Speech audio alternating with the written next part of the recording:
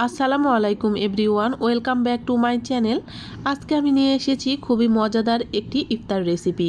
আজকে আমি তৈরি করে দেখাবো রমজান স্পেশাল ছোলা ভুনা রেসিপি। ছোলা ভুনা তো সবাই পছন্দ করেন, অনেকে আছেন তৈরি করতে পারেন না, কিংবা তৈরি করলেও পারফেক্ট যে স্বাদ সেটা পান না। আজকে আমি খুব সহজে এবং সামান্য কয়েকটি মশলা দিয়ে মজাদার এই ছোলা ভুনা একদম হোটেলের মতো কিভাবে রান্না করবেন সেই রেসিপিটাই আপনাদেরকে শিখিয়ে দেব। এভাবে রান্না করলে ছোলা ভুনা কিন্তু খুবই মজা লাগে, তৈরি করা সহজ, খেতে কিন্তু ইফতারিতে অনেক বেশি ভালো লাগে। তো চলুন কথা না বাড়িয়ে চলে যাচ্ছি মজাদার এই রমজান স্পেশাল ছোলা ভুনা রেসিপিতে। ছোলা ভুনা তৈরি করার জন্য প্রথমে আমি নিয়ে নিচ্ছি ছোলা। এই ছোলাটাকে আমি সুন্দর করে ভিজিয়ে রাখবো 7-8 ঘন্টার জন্য। আমি এখানে 250 গ্রামের একটি কাপে 1 কাপ নিয়ে নিয়েছি। তো আপনারা চাইলে প্রয়োজন মতো বাড়িয়ে কমিয়ে নিতে পারেন। তো আমি আর একটু দিয়ে দিলাম। তো এবার পানি দিয়ে ভিজিয়ে রাখতে হবে 7-8 ঘন্টার জন্য। যদি হাতে সময় না থাকে চাইলে আপনারা কিন্তু এই ছোলাটাকে গরম পানি দিয়ে ভিজিয়ে রাখতে পারেন, তাহলে খুব তাড়াতাড়ি ফুলে ডাবল হয়ে যাবে এবং রান্না করতে পারবেন।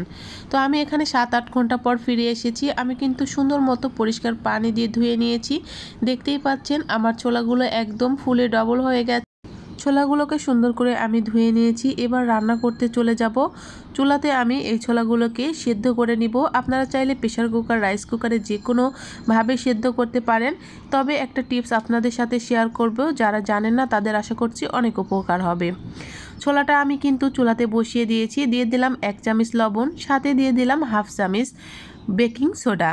অনেকে আছেন প্রেসার কুকারে, রাইস কুকারে সিদ্ধ করেন, ছোলাটা সময় লাগে বলে সিদ্ধ হতে, কিন্তু বেকিং সোডা দেওয়ার কারণে মাত্র 10-15 মিনিটের মধ্যে কিন্তু ছোলাটা চুলাতেই সিদ্ধ করতে পারবেন খুব সহজে। আশা করছি এই টিপসটি আপনাদের উপকারে আসবে। আমি কিন্তু 10-15 মিনিট পর আমি একটা চেক করে দেখিয়েছি যে কেমন হয়েছে। আমার কিন্তু সেদ্ধ হয়ে গেছে। এবার আমি রান্না করতে চলে এসেছি। অবশ্যই ছোলাটাকে পানি ঝরিয়ে আবার পরিষ্কার পানি দিয়ে ধুয়ে নিতে হবে। ছোলা ভুনা তৈরি করার জন্য আমি এখানে সরিষার তেল নিয়েছি, দিয়েছি কাঁচামরিচ, পেঁয়াজ। এবার সরিষার তেলের সাথে সুন্দর করে পেঁয়াজটা হালকা ব্রাউন কালার করে আমি ভেজে নিব। আর অবশ্যই চেষ্টা করবেন সরিষার তেল দিতে। আর সরিষার তেল যদি না থাকে চাইলে সয়াবিন তেল দিয়েও ভাজতে পারেন, তবে সরিষার তেল দিলে কিন্তু এই ছোলা ভুনার মজাটা আরও বেশি লাগে। তো আমি দিয়ে দিলাম এখানে তেজপাতা, দারচিনি আর 2টা মুখ ফাটানো এলাচ। সাথে দিয়ে দিলাম 1/2 কাপ পেঁয়াজ বাটা। এবার সম্পূর্ণ মশলার সাথে আমি তেলের সাথে এটাকে নেড়ে চেড়ে ভেজে নেব। ভেজে নেওয়া হয়ে গেলে বাকি মশলাগুলো অ্যাড করে দিচ্ছি। এখানে দিয়ে দিলাম 1/2 চামচ লবণ, দিয়ে দিলাম শুকনো মরিচের গুঁড়া, আরও অ্যাড করে দিচ্ছি হলুদ গুঁড়া, সাথে আমি দিয়ে দিলাম ধনে গুঁড়া। এবার মশলাটাকে সুন্দর করে আমি এই তেলের সাথে আবারও নেড়ে চেড়ে মিশিয়ে নেব আর সুন্দর করে ভেজে নেব। আমার এখানে রসুন আর আদা বাটাটা স্কিপ হয়ে গেছে, চাইলে আপনারা 1/2 চামচ করে রসুন এবং আদা বাটা প্রয়োজন মতো দিতে পারেন। মশলাটাকে সুন্দর করে কষানো হয়ে গেছে তেলের সঙ্গে। এবার আমি দিয়ে দিলাম আগে থেকে সেদ্ধ করে রাখা ছোলা। তো এবার ছোলাটাকে সুন্দর করে এই মশলার সাথে আমি মিশিয়ে নিচ্ছি। দেখতেই পাচ্ছেন কালারটা কতটা সুন্দর লাগছে। আর এভাবে যদি রান্না করেন আসলে অনেক বেশি মজা লাগে। রমজানের স্পেশাল এভাবে ছোলা ভুনা তৈরি করবেন, দেখবেন খুবই ভালো লাগে। আর ইফতারিতে এই ছোলা ভুনা কিন্তু খুবই মজাদার ইফতার আইটেম। তো আমি এবার দিয়ে দিচ্ছি সেদ্ধ করে রাখা আলু।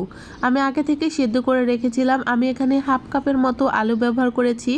অনেকে আছেন যে ছোলা রান্না করেন যে ঝরঝরে হয়, খেতে কেমন ভালো লাগে না।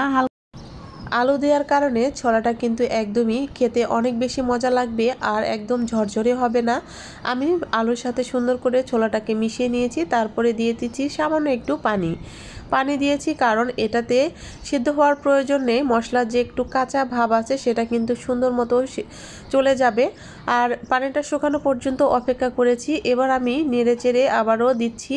আর এবার কিন্তু হালকা আঁচে আমি কিন্তু আরও ভেজে নিব। দেখুন কতটা লোভনীয় আর গ্রেভির মতো হয়েছে দেখতে। আর এভাবে কিন্তু আলুর পরিবর্তে আপনারা বেসন দিয়েও তৈরি করতে পারেন। আলু দিলে কিন্তু খুবই ভালো লাগে, আর বেসন দিয়েও কিন্তু এরকম করা যায়। তো চাইলে আপনারা যে কোনোটা করতে পারেন। তো এবার কিন্তু সুন্দর মতো আমি আরও নেড়ে চেড়ে ভেজে নেব আর একটু কালার চেঞ্জ হওয়া পর্যন্ত অপেক্ষা করব। দেখুন কালারটাও চেঞ্জ হয়ে গেছে আর ঝরঝরেও হয়ে গেছে। তো এবার আমি চুলা থেকে কিন্তু ছোলাটাকে নামিয়ে নেব আর আপনাদের সামনে পরিবেশন করব। তো নামানোর ঠিক আগ মুহূর্তে আমি দিয়ে দিলাম ধনে পাতা দিলে কিন্তু ছোলা ভুনার স্বাদ অসাধারণ লাগে।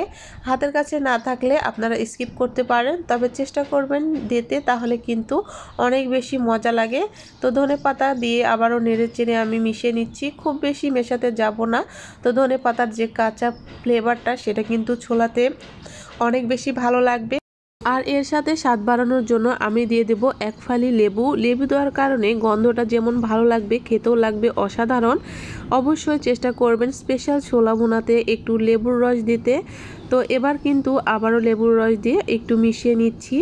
দেখুন কতটা ঝরঝরে আর কালারটা কতটা সুন্দর হয়েছে, দেখেই খেতে ইচ্ছে করছে। তো রমজানে ইফতারিতে অবশ্যই এভাবে একটু ছোলা ভুনা তৈরি করবেন, দেখবেন সব থেকে ভালো লাগবে এই রেসিপিটা। আশা করছি আজকের ভিডিওটা যারা নতুন কিংবা পারেন না তাদের অনেক বেশি উপকারে আসবে। সকল টিপস অ্যান্ড ট্রিক সহ আপনাদেরকে সুন্দর করে বুঝিয়ে দিলাম। আশা করছি আজকের ভিডিওটি অনেক বেশি ভালো লেগেছে। এবার একটি সার্ভিং ডিশে আমি সার্ভ করে দেখিয়ে দিচ্ছি। আজকের ভিডিওটি যদি খুব বেশি ভালো লেগে থাকে, নতুন বন্ধুদের কাছে ছোট্ট একটি রিকোয়েস্ট করছি, অবশ্যই আমার চ্যানেলটি সাবস্ক্রাইব করে আমার পাশেই থাকবেন। এমন নিত্য নতুন সহজ আরও রেসিপি আমার চ্যানেলে দেওয়া আছে, চাইলে আমার চ্যানেলটি ভিজিট করে আসতে পারেন। পাশে থাকা বেল আইকনটি প্রেস করে রাখবেন, আর আমি যখন নিত্য নতুন ভিডিও দিব তখনই আপনার কাছে নোটিফিকেশানটি চলে যাবে। এই তো আমি উপরে একটু ডেকোরেশনের জন্য দিয়ে দিলাম ধনে পাতা, দিয়ে দিলাম শসা কুচি। এটা অপশনাল, চাইলে আপনারা স্কিপ করতে পারেন। দেখার সৌন্দর্যের কারণে আমি দিয়ে দিচ্ছি 2 ফালি লেবু। তো তৈরি হয়ে গেল আমার রমজান স্পেশাল ছোলা ভুনা। অবশ্যই কমেন্ট করে জানাবেন আমার ছোলা ভুনা রেসিপি কেমন হয়েছে। দেখতে যেমন সুন্দর লাগছিল, খেতেও হয়েছিল দুর্দান্ত, লোভনীয় এবং অসাধারণ স্বাদের ছোলা ভুনা রেসিপি। অবশ্যই এবার রমজানে তৈরি করবেন, আর কেমন হয়েছে কমেন্ট বক্সে জানাতে ভুলবেন না। এমন নিত্য নতুন সহজ রেসিপি নিয়ে আবার হাজির হয়ে যাব। দেখা হচ্ছে নতুন আরেকটি রেসিপির সঙ্গে। সে পর্যন্ত সবাই সুস্থ থাকবেন, ভালো থাকবেন। আল্লাহ হাফেজ, আসসালামু আলাইকুম।